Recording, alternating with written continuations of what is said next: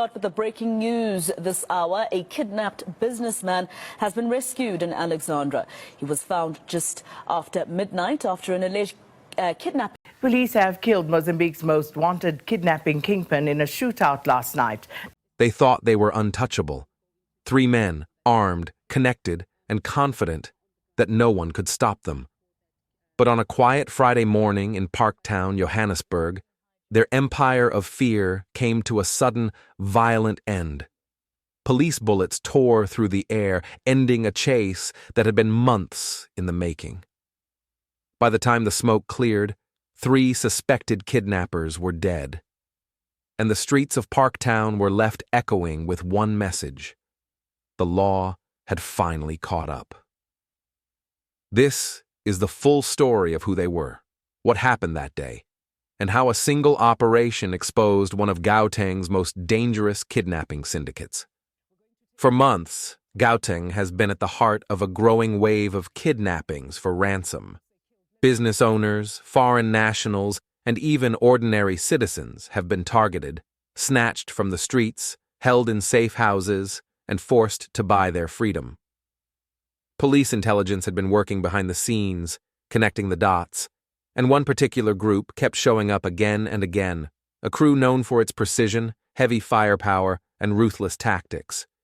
They were involved in everything from kidnappings to cash-in-transit heists, and one of them had already made it onto the country's most wanted list.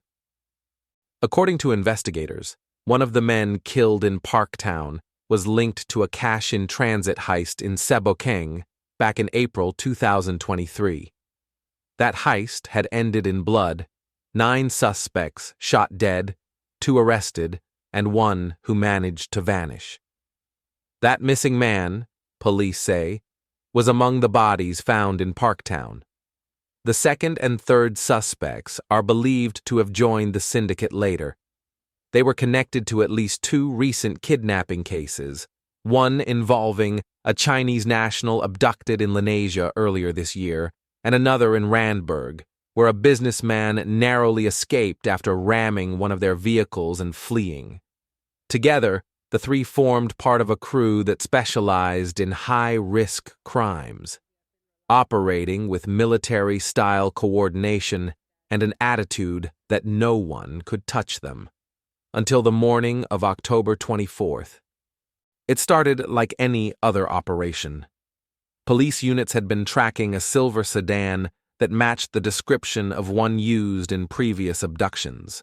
The car was spotted heading into town along the M1. Tactical teams moved into position near Smith Street in Parktown. Officers signaled for the suspects to pull over. Instead, they rolled down their windows and opened fire. Gunshots cracked through the air as drivers slammed their brakes and scattered for cover. The police responded instantly, returning fire with precision. In less than a minute, it was over. 3 suspects were down. A pistol and a shotgun were recovered from the vehicle, both unlicensed. Their car, riddled with bullets, came to rest at the side of the road. The scene was chaos. Flashing lights, police tape, and investigators marking shell casings on the asphalt. But for the officers who had been tracking them, this was the closure of a long and dangerous pursuit. Major General Fred Kana briefed the media soon after. He confirmed that the suspects were linked to an organized kidnapping syndicate and that another vehicle had managed to escape during the chase. Police units were already in pursuit of the 2nd car. Forensic teams began processing the scene, checking the vehicle's registration, the authenticity of its number plates, and the weapons found inside. The fingerprints of the suspects are now being analyzed to confirm their identities and their full list of crimes. General Kana described it bluntly. They thought they were better than the law, but when they shot at police, they were committing suicide on their own. The shootout came just days after the launch of the SAPS festive season operations, a countrywide crackdown on violent crimes like hijackings, cash-in-transit robberies, and kidnappings. Gauteng has been one of the hardest hit provinces, and this takedown is part of a renewed effort to reclaim control of the streets. Officials say more operations like this will continue throughout the holiday period, as police intensify intelligence-led raids aimed at dismantling these criminal networks before they strike again. But it's a dangerous game, because every time police corner a syndicate, another one steps forward to fill the gap. The reaction from the public has been mixed.